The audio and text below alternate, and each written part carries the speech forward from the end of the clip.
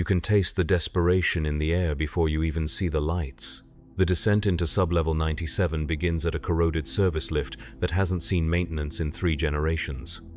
The operator's augmetic eye clicks and whirs as he examines the throne gelt in my palm, his flesh fingers counting coins that represent 2 weeks of backbreaking labor in the corpse starch processing plants. The lift groans downward through layers of industrial decay, past forgotten substations where servitors mindlessly tend to machines whose original purpose died with the tech priests who built them centuries ago. I am Tharn Yorick, and I have made a choice that will hollow me out from the inside. The gambling den reveals itself gradually, like a wound opening in the hive's flesh. First comes the distant hum of conversation, then the electronic chimes of gaming machines, and finally the overwhelming sensory assault of the gilded grocs. The establishment occupies what was once a factory floor, its vaulted ceiling lost in shadows thick with low-stick smoke and the bitter incense burned to mask the smell of unwashed bodies and fear sweat. Neon signs flicker in high Gothic script across the walls, promising fortune to those bold enough to test their luck against the house. The irony tastes metallic on my tongue. In the Underhive, luck is a luxury none can afford, yet here we gather like moths drawn to a flame that will surely consume us. The clientele divides itself into distinct strata, as rigid as the Hive's social hierarchy. At the gaming tables nearest the entrance, workers like myself clutch plastic chips worth a day's wages, our hands trembling with the adrenaline of risking everything on a single throw of the dice. These are the desperate ones, the factory workers whose bodies are failing, the scribes whose positions are being automated away, the ex-guard veterans whose service pensions were cut during the latest austerity measures imposed by the planetary governor. Deeper in the den, past a checkpoint manned by enforcers whose carapace armor bears the scars of countless brawls, sit the mid-tier tables where foremen and shift supervisors gamble with monthly salaries. Their faces carry the particular tension of those who have something substantial to lose but lack the resources to play with true recklessness. They bet conservatively, nursing drinks that cost more than most underhivers see in a week, watching the dice with the intensity of men whose wives and children sleep in hab blocks that could be repossessed if the night goes poorly. But it is in the private rooms, behind reinforced doors guarded by men whose augmetic limbs could crush a human skull like an egg, where the real stakes are wagered. Here, merchant princes bet the deeds to entire factory complexes against shipping contracts that could feed a subsector. Noble houses risk centuries-old bloodlines on games whose rules shift according to the whims of dealers whose loyalty can be purchased with promises of power that span generations. The architecture itself reflects this hierarchy. The common gaming floor spreads across rust-stained ferrocrete, its surfaces worn smooth by the passage of countless desperate souls. Overhead, suspended galleries provide elevated seating for those with credits to spare, their occupants looking down upon the masses like predators selecting prey. Higher still, enclosed viewing boxes allow the truly wealthy to observe the proceedings while remaining safely removed from the stench of desperation that permeates the lower levels. I approach a chance wheel table where a dozen other workers have gathered, our collective wages pooled into a modest stake that might, if the Emperor shows mercy, multiply enough to change our circumstances. The dealer is a thin man whose cybernetic implants suggest former service in the administratum, his movements precise and mechanical as he spins the great wheel whose segments bear the icons of various Imperial saints. The wheel itself is a masterwork of psychological manipulation. Each segment displays a different holy symbol, connecting the act of gambling with Imperial faith in a way that makes wagering feel like prayer. The Aquila, symbol of the Emperor's divine will, occupies the largest segment and pays the smallest odds. The smaller segments bearing the marks of obscure saints promise greater returns, but represent gambles so desperate that even contemplating them feels like heresy. As the wheel spins, I study the faces around the table. There is Mika Sorensen, whose augmetic leg was fitted after a conveyor belt accident that the overseers ruled was her own fault. The medical debt from the surgery has kept her family in indentured servitude for 7 years, and tonight she gambles her daughter's food rations on the chance that luck might break their chains. Beside her stands Jorik Vandos, a former Vox operator whose hearing was destroyed by feedback during a particularly brutal shift in the communications bunker. His disability pension was cut last month when new regulations deemed his condition non-service related, and the desperation in his eyes suggests this is his final attempt to avoid the homeless shelters that double as recruitment centers for the most dangerous factory positions. The wheel slows, its clicking growing more deliberate as it approaches its final destination. The small crowd around the table holds its collective breath, and in that moment of suspension, I realize that we are not gambling with credits or even with our futures.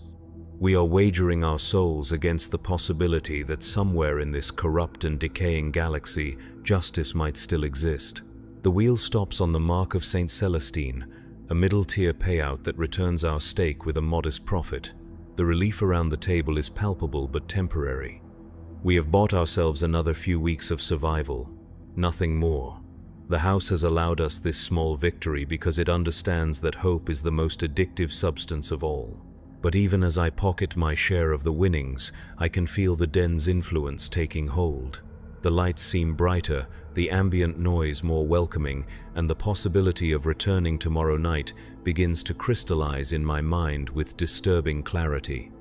This is how addiction begins, not with a catastrophic loss, but with a small win that makes the next gamble seem reasonable.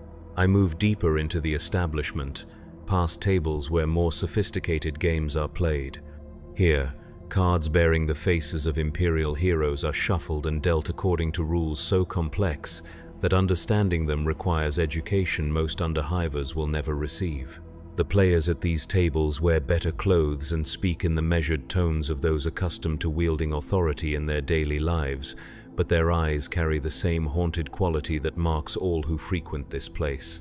A commotion near the center of the gaming floor draws my attention. A crowd has gathered around a table where a game called Imperial Roulette is being played. The setup resembles the ancient Terra gambling device, but the wheel has been modified to incorporate elements of Imperial doctrine. Instead of numbers, each slot bears the name of a different world within the sector, and players bet on which planets will be selected for tribute increases, military conscription, or industrial requisitioning in the coming fiscal year. The game is particularly popular among those with connections to the planetary administration, as inside knowledge of upcoming policy changes can provide significant advantages. But tonight, something has gone wrong. A young man in the uniform of a junior clerk is arguing with the dealer, his voice rising above the ambient noise as he accuses the house of manipulating the wheel's mechanism. The enforcer who approaches the table moves with the fluid grace of a trained killer. His uniform bears no insignia, but the way other patrons unconsciously clear a path for him suggests a reputation built on violence efficiently applied. When he places his hand on the clerk's shoulder, the young man's protests die in his throat. What follows is a masterclass in intimidation.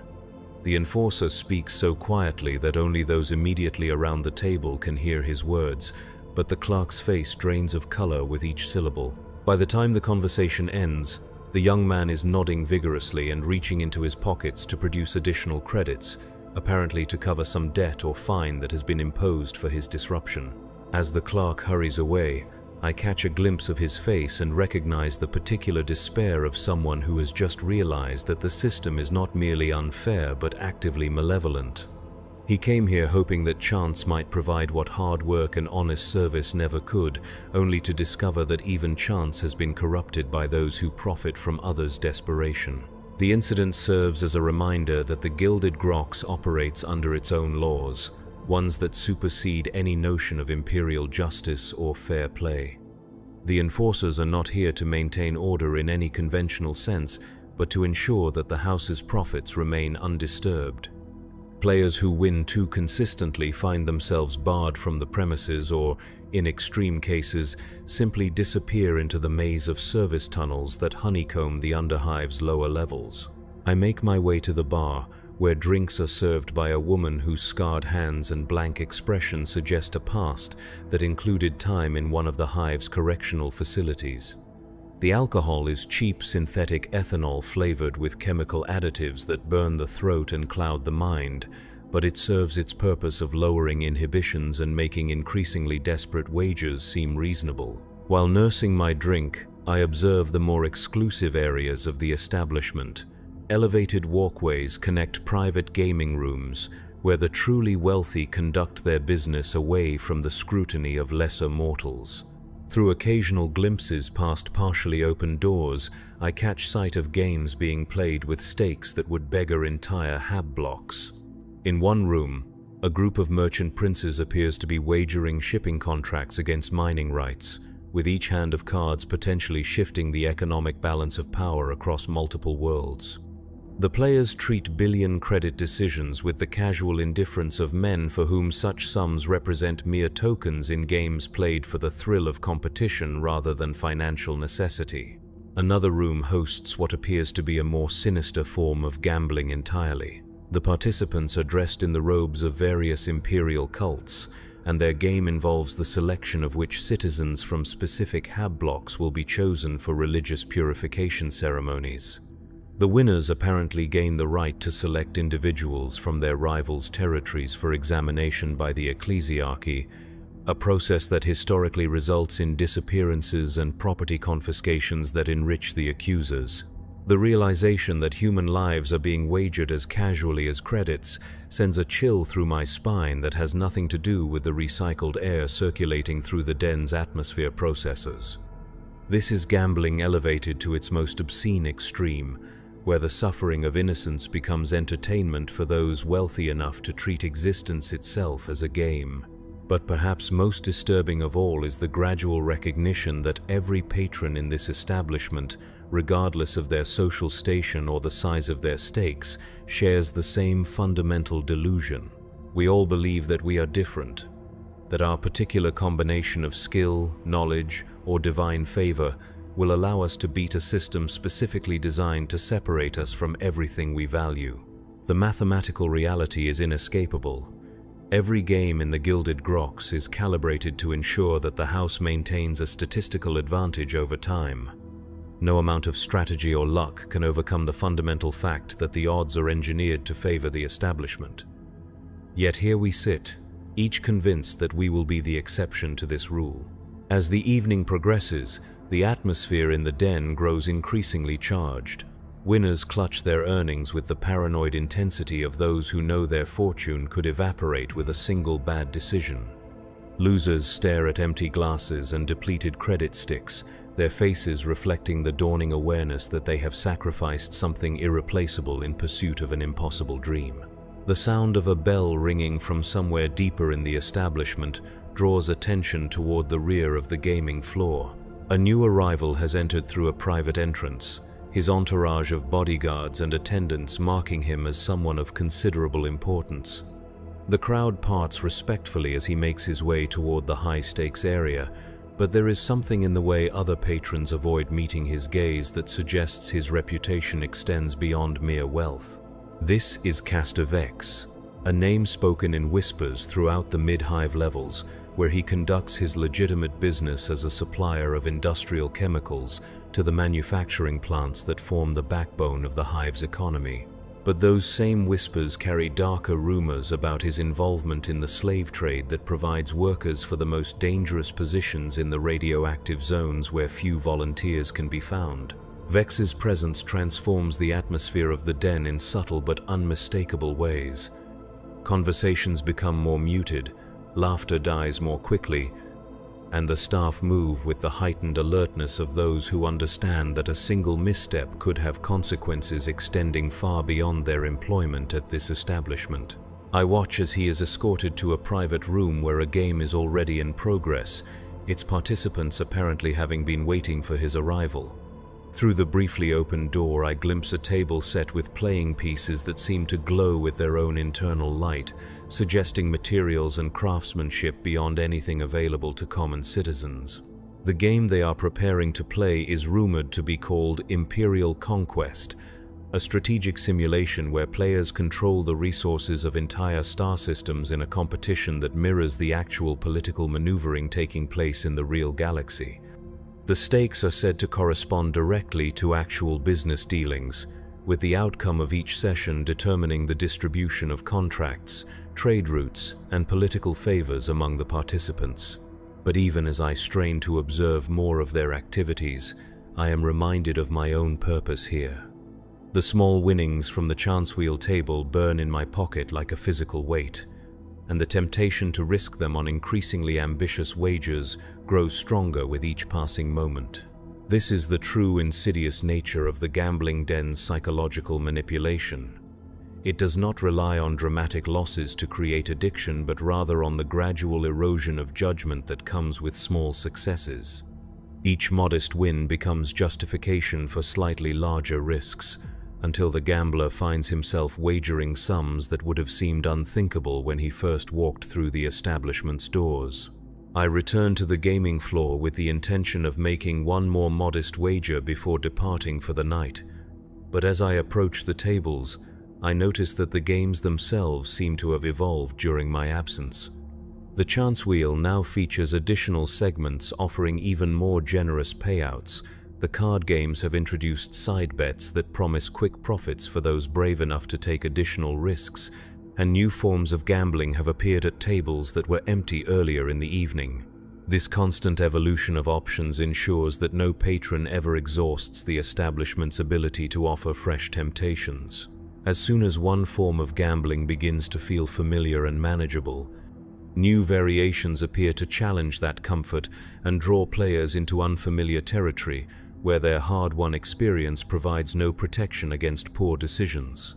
I select a table where a game called Ecclesiarchy's Blessing is being played. The rules are simple enough that a new player can understand them quickly, but the betting structure includes enough complexity to ensure that calculating true odds requires mathematical skills beyond those possessed by most participants. Players purchase cards representing various Imperial saints and attempt to assemble combinations that correspond to actual religious festivals and holy days.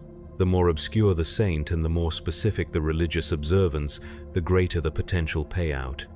But the deck is structured so that the most valuable combinations require cards that are distributed with carefully calculated rarity. As I take my seat at the table, I realize that the other players represent a cross-section of Imperial society that would never interact under normal circumstances. A former Imperial Guard sergeant sits beside a scribe from the administratum, who in turn shares the table with a tech adept whose mechanical appendages click softly as he manipulates his cards. The diversity of backgrounds creates an illusion of equality that is deeply seductive. Here, at this table, the accident of birth and the rigid hierarchies of Imperial society seem temporarily suspended. Success depends only on understanding the rules and making correct decisions, not on hereditary privilege or institutional connections. But this illusion dissolves quickly as play progresses. The former sergeant's military pension provides him with enough credits to play conservatively, folding when the odds turn against him and staying in the game longer than those of us whose resources are more limited. The scribe's administrative background gives him advantages in calculating probabilities and recognizing the patterns that govern card distribution. Most significantly, the tech adept's augmetic enhancements include cognitive processing improvements that allow him to track which cards have been played with superhuman accuracy. His success rate is not dramatically higher than what skill alone might produce, but the small edge provided by his mechanical enhancements accumulates over time into a significant advantage. This disparity in capabilities means that while we all technically play the same game under identical rules, our chances of success are anything but equal. The illusion of fair competition masks a reality where systemic advantages determine outcomes more reliably than any individual decision made during play. Despite these disadvantages, I find myself drawn deeper into the game's rhythm. The mechanics of card selection and betting create a meditative state where the constant stream of small decisions crowds out larger concerns about the wisdom of my presence here. Each hand becomes its own self-contained universe where the only considerations that matter are the cards in my hand and the credits in my stake. Hours pass without my awareness of their passage. The den's lighting system is specifically designed to obscure the distinction between day and night, creating an eternal present where time becomes meaningless. The absence of chronometers or windows means that players lose track of how long they have been gambling, a disorientation that contributes to increasingly poor decision-making as fatigue accumulates. When I finally check my credit balance, I discover that my modest winnings from the chance wheel have grown into a sum that represents nearly a month's wages. The euphoria of this success is overwhelming, flooding my system with chemicals that make rational thought nearly impossible. This is the crucial moment in every gambler's journey, the point where mathematical probability collides with psychological vulnerability. The smart decision is to leave immediately, taking my winnings and never returning to this place of engineered temptation. But the chemicals flooding my brain interpret this success as evidence of some special quality that sets me apart from the countless others who have lost everything within these walls. Instead of departing, I move to a higher stakes table where the minimum bet equals my hourly wage at the corpse starch plant. The game here is called Heretic's Gambit, a name that should have served as sufficient warning about its nature. Players purchase cards representing various crimes against Imperial doctrine and attempt to build the most comprehensive catalogue of heresies without including any combination that would actually trigger execution under ecclesiastical law. The game requires intimate knowledge of Imperial doctrine and the subtle distinctions between various forms of forbidden belief.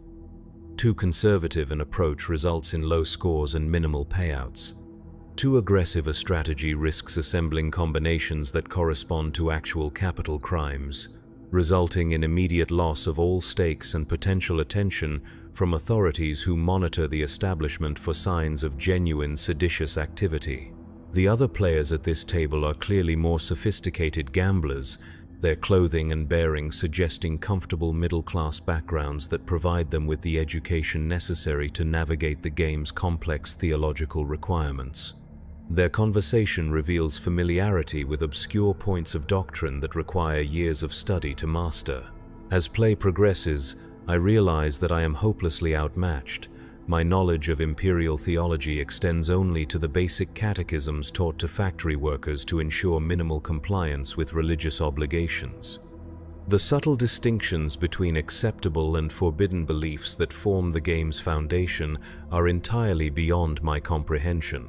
But rather than acknowledge this disadvantage and retreat to more suitable entertainment, I find myself increasing my bets in an attempt to compensate for lack of skill with sheer audacity. This is the gambler's fallacy in its purest form, the belief that bold action can overcome systematic disadvantages through force of will alone. The predictable result is a steady erosion of my winnings as I make increasingly desperate attempts to remain competitive with players whose advantages in education and experience are insurmountable. Within 2 hours, my remarkable success at the Ecclesiarchy's blessing table has been completely reversed, and I am betting credits that represent my next week's food budget on combinations of heretical beliefs that I barely understand. The mathematics of my situation are brutally clear. I am playing a game whose rules I do not fully comprehend against opponents with systematic advantages, using resources I cannot afford to lose. Yet the psychological momentum of the evening has created a state of mind where these obvious facts become irrelevant beside the possibility that the next hand might restore my fortunes. This dissociation from reality is the gambling den's most powerful tool for extracting wealth from its patrons. By creating an environment where normal risk assessment becomes impossible, the establishment ensures that even intelligent individuals will make decisions that they would recognize as irrational under any other circumstances. As my losses mount, I become aware of subtle changes in the behavior of the staff around my table. The dealer's movements become more attentive, and a server appears offering complimentary drinks with unusual frequency. This increased attention is not a reward for my patronage, but rather recognition that I have entered the psychological state where the most profitable extraction of resources becomes possible. The complimentary alcohol serves to further impair my judgment while creating a sense of obligation to continue playing. The heightened service makes me feel valued and important, emotions that provide temporary relief from the growing awareness of my deteriorating financial situation. When I finally exhaust my available credits, a well-dressed man approaches the table and introduces himself as a customer service representative. His offer is presented as a courtesy extended to valued patrons, a temporary credit advance secured against future wages that will allow me to continue playing until my luck improves. The terms of this loan are complex enough to obscure their true nature. The interest rates are described in language that makes them sound reasonable, and the repayment schedule is structured to seem manageable when measured against weekly rather than monthly income. Only careful mathematical analysis would reveal that accepting this credit represents a commitment to years of debt servitude. But mathematical analysis is precisely what my current mental state makes impossible. The combination of alcohol, fatigue, emotional stress, and the sunk cost fallacy that makes abandoning my existing losses feel like admitting defeat has reduced my decision-making capability to its most primitive level. I sign the documents and accept the credit advance, telling myself that this represents a temporary solution that will be resolved as soon as my fortunes improve. This rationalization allows me to avoid confronting the reality that I have just committed myself to a form of economic slavery that may persist for the remainder of my working life. With my new credit balance, I move to yet another table where the stakes are higher and the potential rewards more substantial. This game is called Planetary Roulette, and its premise involves wagering on which worlds within the sector will be selected for various forms of Imperial attention. Players bet on outcomes ranging from increased taxation to military conscription to complete orbital bombardment. The game's appeal lies in its connection to actual events that affect millions of lives. Winners can claim not only financial rewards but also the satisfaction of having correctly predicted the fates of entire populations. This element of real-world consequence adds an intensity to the gambling experience that purely abstract games cannot provide. But this connection to reality also means that the game attracts players with access to inside information about Imperial policy decisions. Military officers, administrative clerks, and ecclesiarchy officials use their positions to gain advantages that make competition by ordinary citizens fundamentally unfair. As I take my seat at the planetary roulette table, I notice that several of the other players wear uniforms or insignia that mark them as government employees. Their confident betting patterns suggest knowledge that extends far beyond what public information sources would provide. Despite this obvious disadvantage, I find myself caught up in the excitement of wagering on events that will shape the fate of billions of Imperial citizens. The ability to participate, however peripherally, in decisions of such magnitude creates an intoxicating sense of power and importance. My bets grow larger as the evening progresses, fueled by the combination of desperation to recover my losses and the grandiose fantasies that the game's premise encourages. I am no longer Tharn Yorick, corpse starch factory worker. I am a player in the great game of Imperial politics, my decisions carrying weight that extends across star systems. This delusion of grandeur is carefully cultivated by the establishment's design. The elevated stakes and cosmic scope of the games create psychological states where ordinary limits seem petty and restrictive. Players begin to identify with the powerful figures they are emulating, losing sight of their actual circumstances in favor of fantasies of unlimited potential. The inevitable result is an acceleration of poor decision-making as players risk increasingly large sums on outcomes they have no realistic hope of predicting. The house's advantage, already overwhelming in purely mathematical terms, becomes even more pronounced as psychological factors eliminate whatever small chance, skill, and analysis might have provided. When the final results are announced for the evening's planetary roulette session, I have wagered and lost credits equivalent to 3 months of factory wages. My debt to the establishment now represents a sum that will require years of payments to resolve, assuming I can maintain steady employment and avoid any additional expenses beyond basic survival needs. But the true horror of my situation extends beyond mere financial calculations. The debt contract I signed includes provisions that allow the establishment to collect payment through alternative means if monetary settlements become impossible. These alternatives include assignment of my labor to projects selected by the house, forfeiture of possessions up to and including housing, and transfer of debt obligations to family members in cases where the primary debtor becomes unable to fulfill their commitments. In essence, I have not merely incurred a financial obligation but have placed myself and potentially my entire family under the control of an organization whose profit margins depend on the systematic exploitation of those trapped within its web of debt and dependency. The recognition of what I have done strikes me with the force of a physical blow. The excitement and grandiosity that characterize the evening's gambling evaporate, leaving only the cold mathematical reality of obligations I cannot possibly fulfill through honest labor. As I sit at the now empty table, surrounded by the debris of my financial destruction, I begin to understand the true nature of the Gilded Groks and similar establishments throughout the Underhive. They are not entertainment venues, but rather processing centers designed to convert human desperation into profit for those who own and operate them. Every aspect of their operation, from the psychological manipulation of lighting and sound to the carefully calculated odds of each game, serves the single purpose of extracting maximum value from patrons while creating systems of long-term dependency that ensure continued revenue streams. The gambling den does not want players to win large amounts and depart permanently. Such outcomes represent lost opportunities for extended profit extraction. Instead, the establishment seeks to create populations of semi-permanent debtors who return repeatedly in futile attempts to resolve obligations that have been deliberately structured to remain unpayable. This business model transforms gambling addiction from a personal failing into a systemic tool of social control. Citizens who might otherwise organize to demand better working conditions or challenge the arbitrary authority of their superiors instead find themselves trapped in cycles of debt servitude that consume all available time and energy. The few patrons who do achieve significant winnings serve as living advertisements that maintain the illusion of possibility for others. Their success stories circulate through the Underhive like religious myths, inspiring countless others to risk everything on the chance that they too might transcend their circumstances through a combination of skill and fortune. But these winners represent carefully calculated losses that the house absorbs as necessary marketing expenses.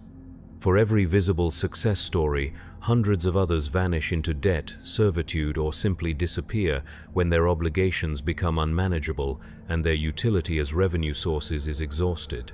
As dawn approaches, marked only by subtle changes in the artificial lighting that serves as the den's substitute for natural illumination, the establishment begins its daily transition between operational modes. The high-stakes tables close as their wealthy patrons depart for whatever legitimate business occupies their daylight hours. The common gaming floor contracts as staff redirect their attention toward maintenance and preparation for the next evening's activities. But the debt processing operations continue around the clock. In basement offices beneath the main gaming floor, clerks and accountants calculate interest payments, schedule collection activities, and update the files that track each debtor's remaining value to the organization. I am escorted to one of these offices where a tired-looking administrator reviews the terms of my obligation and explains the payment options available to resolve my account. The figures he presents make clear that conventional monetary payments will require decades to complete, even assuming perfect compliance with the minimum required amounts. Alternative arrangements are presented as acts of mercy that allow debtors to reduce their obligations through service rather than cash payments. These opportunities include assignment to work gangs that maintain the establishment's physical infrastructure, participation in enforcement activities that ensure other debtors remain compliant with their obligations, and recruitment of new players whose gambling losses will be credited against existing debts. Each option represents a form of corruption that transforms victims into accomplices in the system that destroyed them. Former gamblers become the establishment's most effective salespeople because their personal experience allows them to identify and manipulate the psychological vulnerabilities that lead others into similar traps. The administrator explains that my specific skills as a corpse starch factory worker make me particularly valuable for assignments involving the disposal of problem debtors whose accounts have been closed through means other than successful repayment.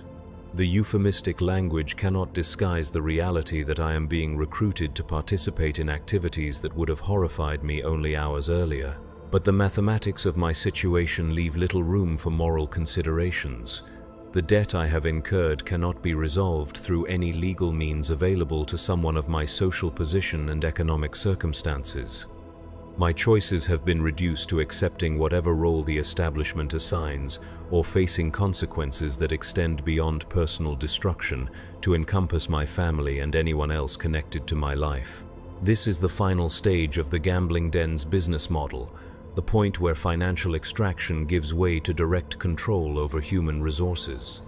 Debtors become assets that can be deployed in whatever manner best serves the organization's interests, their previous lives and identities becoming irrelevant beside their utility as tools for generating additional profit. The transformation is not immediate, but rather occurs gradually as debtors are drawn deeper into the establishment's operations through incremental compromises that seem reasonable when considered individually but collectively represent complete moral surrender. I sign the service contract and accept my first assignment, which involves approaching workers at my former job to invite them to visit the Gilded Groks for an evening of entertainment. My personal knowledge of their financial situations and psychological vulnerabilities makes me uniquely qualified to identify those most likely to become profitable long-term customers. The irony is not lost on me that I have become an active participant in the system that destroyed my own life, but this recognition provides no immunity against the practical necessities of my situation. I need to generate sufficient value for the establishment to avoid the more unpleasant alternatives available to debtors who fail to remain productive. As I prepare to leave the den and return to the upper levels where my recruitment activities will take place, I catch a final glimpse of the gaming floor where new players are already taking their seats at tables where yesterday's losers once sat. The cycle continues without interruption, each generation of victims creating the conditions that will entrap the next. The Gilded Groks and establishments like it represent more than mere criminal enterprises. They are symptoms of a broader systemic failure that characterizes life throughout the Imperium. When legitimate opportunities for advancement are systematically denied to entire populations, illegal alternatives inevitably arise to fill the resulting vacuum. But these alternatives do not provide genuine escape from oppressive conditions. Instead, they create new forms of exploitation that are often more efficient and comprehensive than the official systems they supplement. The gambling den offers the illusion of possibility while ensuring that failure remains the overwhelmingly likely outcome for all participants. The true genius of this arrangement lies in its ability to transform social pressure into individual pathology. Rather than recognizing their circumstances as products of systemic injustice, victims interpret their failures as personal inadequacies that justify whatever punishments are subsequently imposed upon them. This psychological manipulation ensures that even those who understand the mathematical impossibility of their situation continue to participate in their own destruction. They cannot admit that the system is rigged without also acknowledging that their earlier decisions were fundamentally irrational, an admission that would undermine their sense of personal agency and competence. As I walk through the service corridors that connect the den to the industrial levels where my new victims await recruitment, I realize that I have become something fundamentally different from what I was when I first descended to sub-level 97. The transformation has been subtle but complete, affecting not only my economic circumstances but my basic identity and moral framework.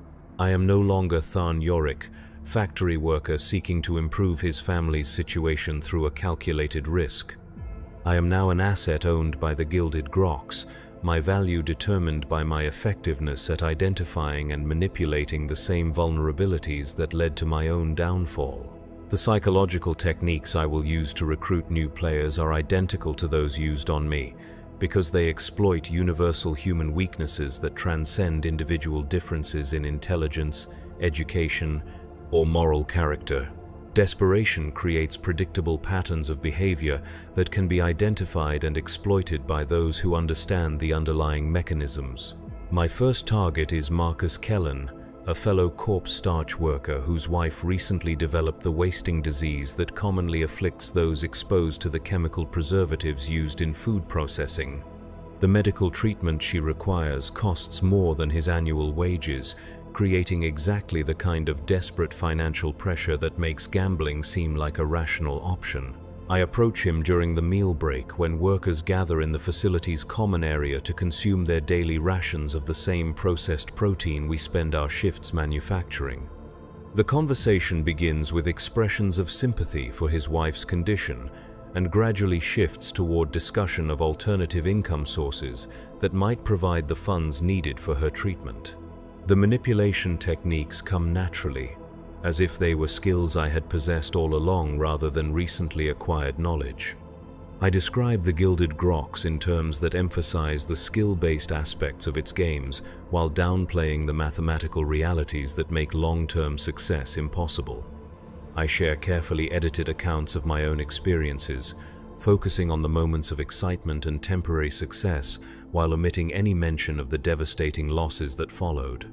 Most importantly, I frame gambling as a form of financial planning rather than entertainment, presenting it as a tool that responsible men use to address serious family obligations.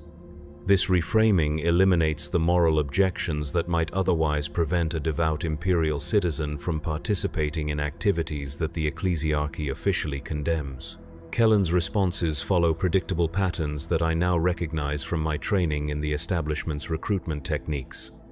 Initial skepticism gives way to cautious interest as I describe games that seem to offer favorable odds for those with sufficient knowledge and discipline to play them properly.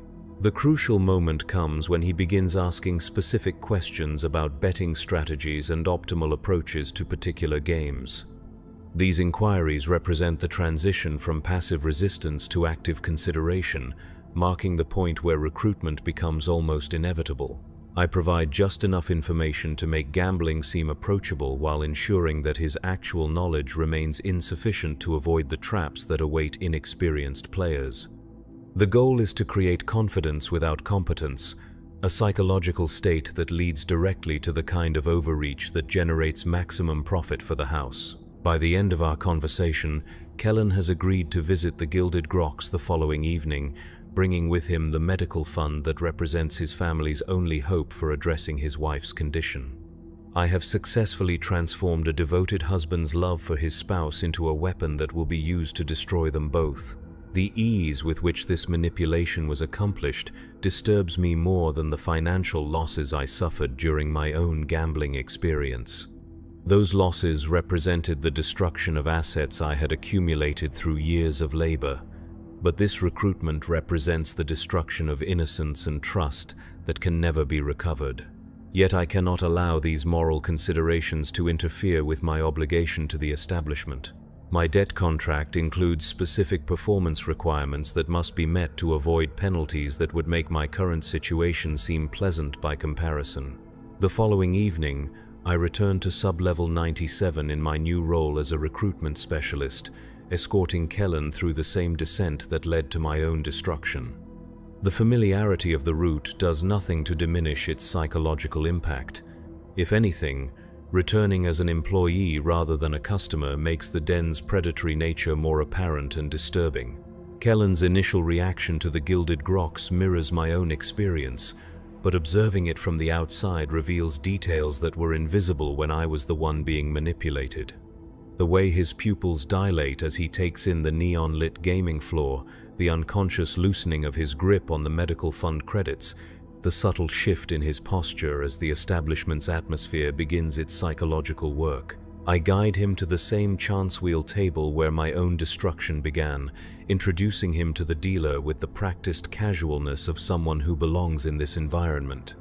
The dealer's recognition of me as a house employee is communicated through glances and gestures invisible to civilian observers, a silent language that coordinates the systematic exploitation about to unfold. Kellen's first few bets are conservative, his natural caution reinforced by the knowledge that he is gambling with money earmarked for his wife's medical treatment.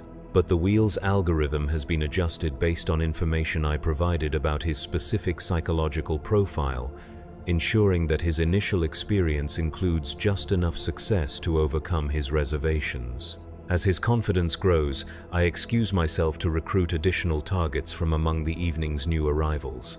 My assigned quota requires bringing 5 new players per week, each selected for maximum long-term revenue potential based on detailed profiles I compile through workplace surveillance and social manipulation.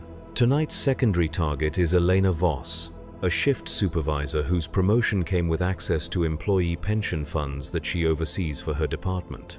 The temptation to borrow from these accounts to cover gambling losses makes her particularly valuable to the establishment, as her eventual discovery and prosecution will eliminate any inconvenient witnesses while providing additional entertainment for high-stakes players who enjoy wagering on the outcomes of internal investigations. The techniques required to manipulate Voss differ significantly from those used on Kellen, where he responds to appeals to masculine responsibility and protective instincts. She requires validation of her intelligence and sophistication. I present the Den's games as intellectual challenges that reward analytical thinking and strategic planning, carefully avoiding any suggestion that luck plays a determining role in outcomes. Her background in financial management makes her more skeptical of obvious mathematical disadvantages, so I focus her attention on games that disguise their true odds through complex rule structures and misleading payout schedules. The key is to overwhelm her analytical capabilities with information while creating time pressure that prevents careful calculation. Within an hour, both Kellen and Voss are fully engaged in gambling activities that will ultimately consume everything they brought to the establishment and leave them vulnerable to the same debt servitude arrangements that now control my existence. The predictability of their behavior patterns confirms the effectiveness of the recruitment methods I have been trained to employ. But even as I successfully fulfill my assignment quotas, I cannot escape the growing awareness that my role in this system makes me complicit in forms of suffering that extend far beyond my own circumstances. Each person I recruit represents not just individual destruction but the collapse of families, the abandonment of children, and the perpetuation of cycles of poverty and desperation that define life in the Underhive. The mathematical progression is inexorable. Tonight's victims will become tomorrow's recruitment specialists, their desperation transformed into weapons deployed against their former friends and colleagues. The system expands through geometric progression, each generation of debtors creating multiple new victims who will in turn create still more. This realization forces me to confront the true scope of the Gilded Grox's operations. What I had initially perceived as a localized criminal enterprise revealed itself as a node in a vast network that extends throughout the Hive and potentially across multiple worlds within the sector. The high-stakes games conducted in the establishment's private rooms are not mere entertainment for wealthy individuals, but coordination meetings where the expansion of gambling operations is planned and financed. The merchant princes and noble houses that participate in these sessions provide the capital and political protection necessary to establish new facilities in previously untapped populations. The debt servitude contracts signed by individual gamblers serve as both profit centers and recruitment tools for these expansion efforts. Experienced debtors are transferred between facilities as needed to establish operations in new territories, their expertise in manipulation and psychological control making them invaluable assets for penetrating resistant communities. Over the following weeks, my assignments expand beyond simple recruitment to include more sophisticated operations designed to identify and exploit systemic vulnerabilities in Imperial institutions. The administratum clerks and military officers who frequent the establishment provide information about personnel changes, policy modifications, and security procedures that can be exploited to expand gambling operations into previously protected areas. My role evolves from recruitment specialist to intelligence coordinator, compiling and analyzing information gathered from multiple sources to identify opportunities for expanding the organization's influence. The skills required for this work are identical to those needed for legitimate administrative positions, but the applications serve purposes that would horrify any loyal Imperial citizen. The irony becomes apparent that the establishment's operations require exactly the kind of analytical thinking and strategic planning that Imperial doctrine claims to value, but directed toward ends that systematically undermine the social order the Imperium ostensibly exists to protect. The gambling dens represent a parallel administrative structure that operates according to pure efficiency principles, unconstrained by moral or ideological limitations. This efficiency makes them remarkably effective at achieving their objectives, which include not merely profit extraction but the systematic identification and exploitation of weaknesses in Imperial governance structures. Every successful gambling operation represents a failure of official institutions to address the underlying conditions that make such enterprises possible. The ecclesiarchy's condemnation of gambling as sinful does nothing to reduce demand for such services, when legitimate opportunities for advancement remain unavailable to entire populations. The Administratum's regulations prohibiting unauthorized financial institutions merely ensure that illegal alternatives operate without oversight or consumer protection. Most significantly, the military's recruitment policies that target desperate populations for hazardous assignments create steady streams of disabled veterans whose pension systems provide predictable revenue sources for establishments that understand how to exploit their particular vulnerabilities. After 3 months of service to the Gilded Grox, I receive an assignment that forces me to confront the ultimate implications of my complicity in this system. Kellen, whose wife died when his gambling losses prevented him from purchasing her medication, has become increasingly unstable and potentially dangerous to the organization's operations. My instructions are to arrange his disappearance in a manner that eliminates any possibility of his testimony reaching Imperial authorities while providing useful intelligence about potential security vulnerabilities in the corpse starch processing facility where he continues to work. The assignment requires me to betray someone whose destruction I orchestrated, transforming our shared experience of exploitation into a weapon used against him. This represents the final stage of moral corruption that the establishment system is designed to achieve, the point where victims become so thoroughly complicit that retreat becomes psychologically impossible. But as I prepare to implement the operation that will result in Kellen's death, I experience a moment of clarity that pierces through the psychological conditioning that has controlled my behavior for months. The recognition strikes me that I am not trapped by mathematical necessity or economic pressure, but by my own acceptance of the identity the establishment has imposed upon me. The debt contract that supposedly binds me to continued service contains provisions that would allow termination through actions that I have been systematically conditioned to consider impossible. The organization's power over me depends entirely on my continued belief that compliance represents the only viable option for survival. This realization creates a cascade of recognition about the true nature of all the systems of control that define life in the Imperium. The apparent inevitability of oppression and exploitation depends on the victim's acceptance of limited choice sets that exclude options their oppressors cannot afford to acknowledge. The gambling den's business model requires debtors to believe that their circumstances are permanent and their obligations non-negotiable. But this belief system collapses as soon as the underlying assumptions are examined critically rather than accepted as immutable facts. The mathematical analysis I was trained to apply to gambling odds can be directed toward the risk-benefit calculations that govern the establishment's own operations. The organization's apparent invulnerability depends on assumptions about victim behavior that become invalid once victims stop cooperating with their own exploitation. Instead of implementing the operation against Kellen, I begin developing alternative plans that leverage my inside knowledge of the organization's structure and procedures to maximum advantage.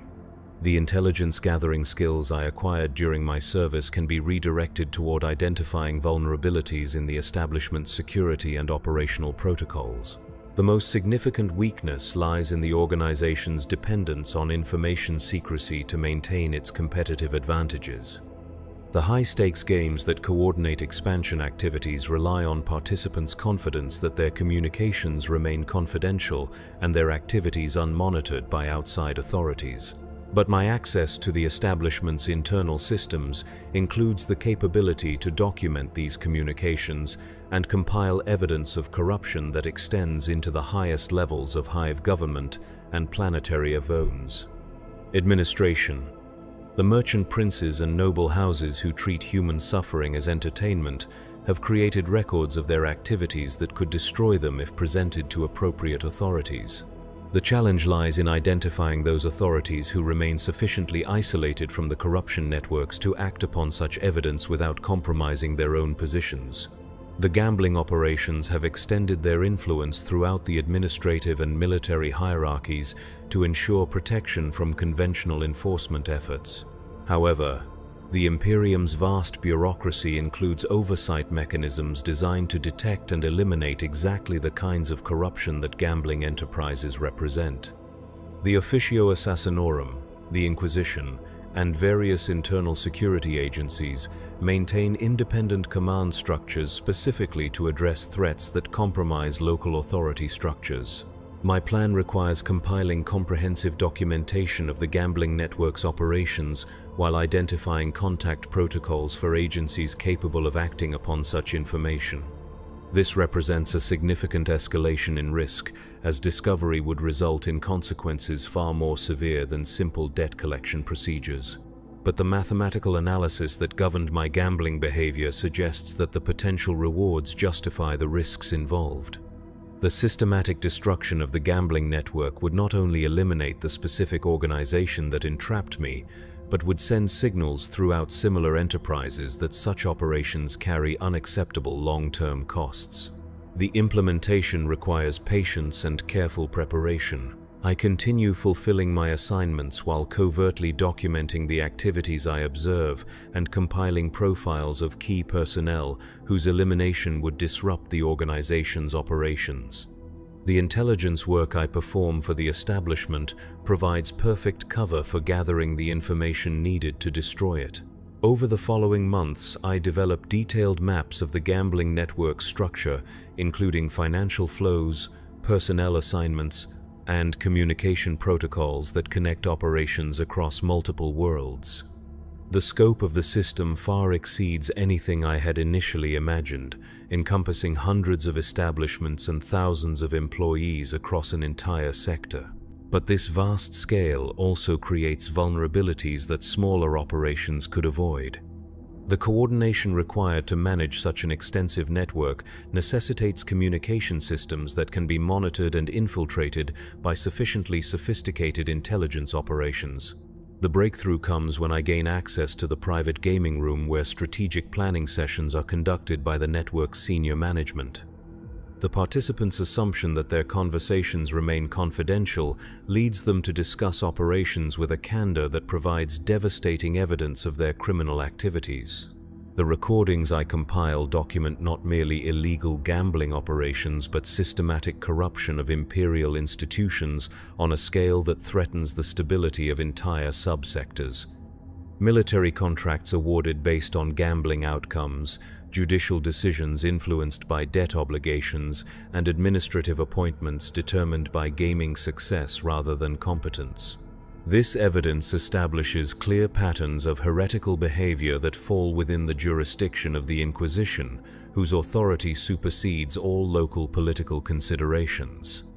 The challenge lies in establishing contact with inquisitorial representatives while avoiding detection by the extensive surveillance systems that protect high-level criminal enterprises. The solution emerges through careful observation of the establishment's customer patterns. Several regular players in the high-stakes games bear subtle markings that suggest affiliation with Imperial intelligence services, their presence indicating ongoing surveillance operations that may provide opportunities for making contact. The approach requires extreme caution, as misidentification could result in exposure to hostile agents who merely pose as Imperial operatives. But careful analysis of behavioral patterns and communication methods eventually allows me to identify individuals whose credentials appear genuine and whose objectives align with my own. The initial contact is established through coded messages embedded in gambling activities, using the establishment's own communication systems to arrange meetings that appear to be routine customer service interactions. The irony of using the gambling den's infrastructure to coordinate its own destruction provides appropriate justice for the manipulation techniques used against its victims. The inquisitorial agents who respond to my communications express initial skepticism about the scope of corruption I describe, but the evidence I have compiled proves sufficiently compelling to trigger a comprehensive investigation. Their resources and authority make possible interventions that individual resistance could never achieve. The operation that follows unfolds with the precision and overwhelming force characteristic of Imperial justice when properly directed. Coordinated raids across multiple worlds simultaneously eliminate key personnel and seize documentation that exposes the full extent of the gambling network's operations. The Gilded Grox itself becomes a tomb of twisted metal and scattered credits when targeted explosives destroy the structural supports that maintain the establishment's artificial atmosphere. The few staff members who attempt to resist are eliminated with efficiency that makes clear the futility of opposing Imperial authority when it operates without constraint. But the physical destruction of gambling facilities represents only the beginning of a broader campaign to eliminate the conditions that made such enterprises possible. The investigation reveals systematic failures in Imperial governance that created opportunities for criminal organizations to flourish in environments that should have been protected. The consequences extend far beyond the punishment of individual criminals to encompass reforms in administrative procedures, military recruitment policies, and economic regulations that address the root causes of population vulnerability to exploitation. These changes represent acknowledgement that security depends not merely on eliminating threats, but on creating conditions where such threats cannot emerge. My own role in this transformation evolves from victim to witness to agent of justice, the progression representing a restoration of agency and moral purpose that the gambling system was designed to eliminate. The skills acquired through exploitation become tools for liberation when directed toward appropriate objectives. The former employees and victims of the gambling network face various fates depending on their levels of complicity and willingness to cooperate with ongoing investigations. Those who provided testimony and evidence receive opportunities for legitimate employment and debt forgiveness that allow them to rebuild their lives according to Imperial law. Others, whose actions crossed lines that cannot be uncrossed, face justice proportionate to their crimes. But even these punishments serve constructive purposes by establishing precedents that deter similar activities and demonstrating the Imperium's commitment to protecting its citizens from systematic exploitation. Kellen does not live to see the gambling network's destruction, his death serving as a final reminder of the human costs of allowing such systems to operate unchallenged. But his sacrifice, along with those of countless others who fell victim to institutional indifference and criminal opportunism, provides the moral foundation for changes that will protect future generations. The empty spaces where gambling dens once operated become sites for legitimate businesses that provide actual opportunities for economic advancement without exploitation. The transformation of these locations from centers of despair into sources of genuine hope represents the most fitting memorial possible for those who suffered under the previous system. As I walk through the reconstructed areas of Sub-Level 97, now illuminated by honest lighting that reveals both beauty and decay without deception, I reflect on the nature of the choices that determine individual and collective fate. The gambling den's power depended entirely on its victims' acceptance of false limitations and artificial scarcity that served others' interests. The broader lesson extends far beyond specific criminal enterprises to encompass all systems of oppression that depend on psychological manipulation rather than legitimate authority.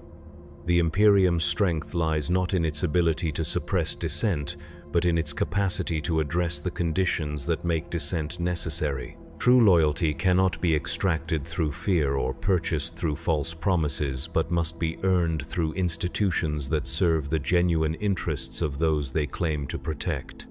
The gambling dens represented a failure of this fundamental principle, their destruction marking a return to authentic imperial values. The corruption that allowed such enterprises to flourish continues to exist in other forms and locations throughout the galaxy, but the precedent established by their elimination provides both warning and inspiration for those who encounter similar challenges. The mathematical certainty that oppression generates resistance applies as surely to criminal organizations as to any other system that depends on systematic exploitation. In the end, the gambling dens of the Underhive served as a microcosm of larger struggles that define existence throughout the Imperium. Their rise and fall demonstrates both the vulnerability of human nature to manipulation and the ultimate power of human agency when directed toward justice rather than personal advantage. The credits I once wagered on impossible odds have been replaced by investments in possibilities that serve purposes beyond my own survival. The desperation that drove me into the Gilded Grox has been transformed into determination to ensure that others need never face similar choices between dignity and survival. This transformation represents the most valuable outcome of my experience, the recognition that suffering becomes meaningful only when it generates understanding that serves purposes beyond the immediate circumstances that created it. The gambling den's legacy lies not in the wealth it extracted or the lives it destroyed, but in the knowledge it provided about the mechanisms of exploitation and the methods of resistance. As the Underhive's industrial machinery resumes its eternal rhythm, powered now by workers who face the future with genuine hope rather than desperate gambling, the lessons learned from the gambling dens continue to resonate through decisions large and small that shape the character of Imperial civilization. The mathematics of human behavior remain constant, but their application can serve justice as effectively as they once served exploitation. In this equation lies both the promise and the responsibility of all who would build a future worthy of the sacrifices made to achieve it. The story of Tharn Yorich ends where it began, with a choice that carries consequences extending far beyond individual circumstance. But the nature of that choice has been transformed by experience, from desperate gambling to purposeful action, from seeking escape to creating possibility, from serving exploitation to serving justice.